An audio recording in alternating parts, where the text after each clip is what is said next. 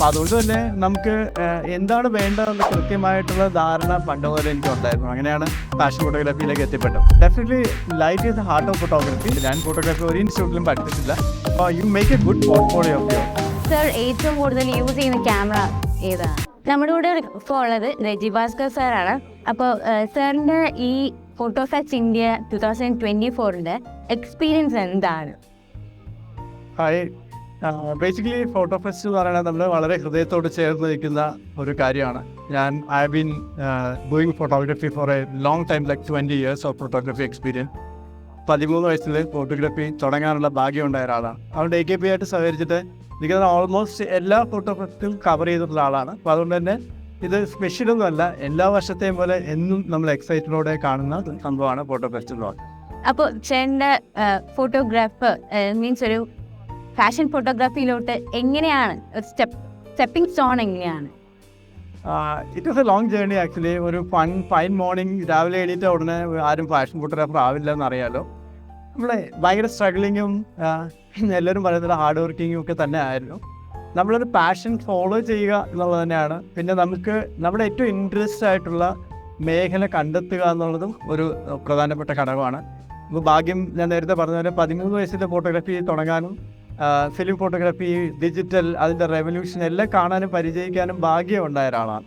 അപ്പോൾ അതുകൊണ്ട് തന്നെ നമുക്ക് എന്താണ് വേണ്ടതെന്ന് കൃത്യമായിട്ടുള്ള ധാരണ പണ്ട് പോലെ എനിക്ക് ഉണ്ടായിരുന്നു. അങ്ങനെയാണ് ഫാഷൻ ഫോട്ടോഗ്രാഫിയിലേക്ക് എത്തിപ്പെട്ടത്. അതേപോലെ ഫാഷൻ ഫോട്ടോഗ്രാഫറാണ്, ഫാഷൻ ജഡ്ജായിട്ടിരിക്കുന്നു. അത് എങ്ങനെയാണ് ആ ഒരു എക്സ്പീരിയൻസ് ഒന്ന് പറയൂ. അത് ചിലപ്പോൾ എനിക്ക് വളരെ പ്രൗഡായിട്ട് പറയാൻ പറ്റുന്നൊരു കാര്യമാണ്. എനിക്ക് തോന്നുന്നത് ഞാൻ ഓൾമോസ്റ്റ് 60 ബ്യൂട്ടി പേജൻ്റ് ആൻഡ് ഷോസിൽ ജഡ്ജായിട്ട് പോയിട്ടുള്ളത്. എൻ്റെ ഗുണമെന്ന് പറഞ്ഞാൽ 60 പേജൻ്റ് എന്ന് പറഞ്ഞാൽ 20 മോഡൽസ്, 1200 മോഡൽസിന് എന്നെ അറിയായിരിക്കും.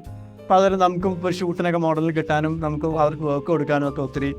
ഇപ്പോൾ ഫോട്ടോ ഫെസ്റ്റിലുള്ള ഓൾമോസ്റ്റ് മോഡൽസിനെല്ലാം എനിക്കറിയാം. ഫാഷൻ ഷോ നമ്മൾ ത്രൂ ആണ് കണ്ടക്ട് ചെയ്തത്. അപ്പോൾ അങ്ങനത്തെ കുറേ അഡ്വാൻറ്റേജ് ഉണ്ടായിട്ടുണ്ട് ശരിക്കും പറഞ്ഞാൽ.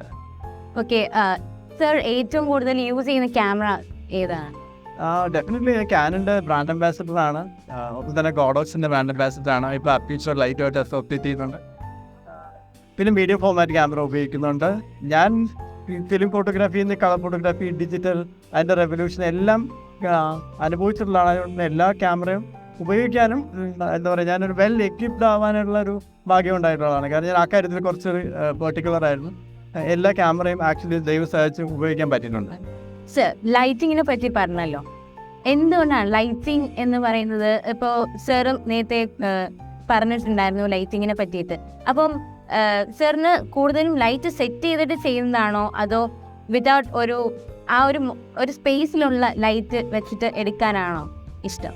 Definitely light is the heart of photography. Lighting പഠിക്കുക എന്നുള്ളതാണ് ഫോട്ടോഗ്രാഫർ ബേസിക് ആയിട്ട് ചെയ്യേണ്ടത്. അതിനാണ് നമ്മൾ ഇങ്ങനത്തെ വർക്ക്ഷോപ്പുകൾ അറ്റൻഡ് ചെയ്യുകയും യൂട്യൂബ് ചാനലുകൾ സബ്സ്ക്രൈബ് ചെയ്തിട്ട് കാണുകയൊക്കെ ചെയ്യേണ്ടത്. പ്രാക്ടിക്കലി നമ്മൾ എപ്പോഴും ലൈറ്റിംഗ് പഠിച്ചാൽ തന്നെ പകുതി. കാരണം ഏത് ക്യാമറയിൽ ഫോട്ടോ എടുക്കുന്നു എന്നുള്ളതിനേക്കാൾ ഉപരി എങ്ങനത്തെ കൈൻഡ് ഓഫ് ലൈറ്റിംഗ് നിങ്ങൾ ഉപയോഗിക്കുന്നു എന്നുള്ളത് തന്നെയാണ് നിങ്ങളുടെ ക്വാളിറ്റിയെ ബാധിക്കുന്നത്. പലരും അത് ഇഗ്നോർ ചെയ്യാറുണ്ട്. പലരും അവൈലബിൾ ലൈറ്റിലാണ് ഇപ്പോൾ ഷൂട്ട് ചെയ്യാറുള്ളത്. ആക്ച്വലി അവൈലബിലിറ്റി എല്ലാവർക്കും പടം എടുക്കാൻ പറ്റും. നമ്മൾ ക്രിയേറ്റ് ചെയ്യുമ്പോൾ A picture draw bye good light and shadow, that is A good photograph. Okay, ഇപ്പോൾ ഫോട്ടോഗ്രാഫറാണ്, മീൻസ് ഫാഷൻ ഫോട്ടോഗ്രാഫറാണ്. അതേപോലെ തന്നെ മീൻസ് നമ്മൾ ജഡ്ജായിട്ട് വർക്ക് ചെയ്യുന്നു. അതേപോലെ തന്നെ ക്ലാസ്സസും എടുക്കുന്നു. House the planning? ക്ലാസ്സസും ഈ പറഞ്ഞ പോലെ AKPA എന്ന് പറയുന്ന സംഘടന ഇല്ലായിരുന്നെങ്കിൽ ചിലപ്പോൾ ഞാൻ രജി ഭാസ്കർ എന്ന ഒരു ട്രെയിനർ ജനിക്കില്ലായിരുന്നു. AKPAയിലാണ് ആദ്യമായിട്ട് തന്നെ ഒരു ട്രെയിനർ എന്ന രീതിയിൽ ഞാൻ ക്ലാസ് എടുത്ത് തുടങ്ങിയത്. കാരണം എനിക്ക് നമ്മൾ സാധാരണക്കാരനെ പോലെ ഒരു ഫോട്ടോഗ്രാഫർ ആയതുകൊണ്ട് തന്നെ ഒരു സാധാരണക്കാരനായ ഫോട്ടോഗ്രാഫർക്ക് എന്താണ് വേണ്ടതെന്ന് കൃത്യമായിട്ട് എനിക്ക് അറിയാമായിരുന്നു. അപ്പോൾ അങ്ങനെയാണ് ഞാൻ ഒരു ട്രെയിനറായിട്ട് ഇവോൾവ് ചെയ്തത്. ഞാൻ ഫോട്ടോഗ്രാഫി ഒരു ഇൻസ്റ്റിറ്റ്യൂട്ടിലും പഠിച്ചിട്ടില്ല.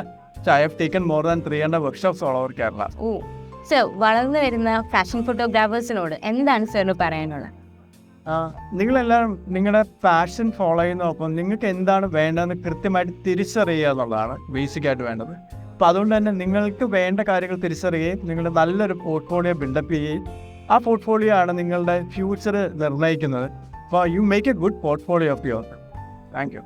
Okay, thank you sir. Thank you so much for ഈ ഒരു മൊമെന്റ് ഞങ്ങൾക്ക് തന്നതിന്.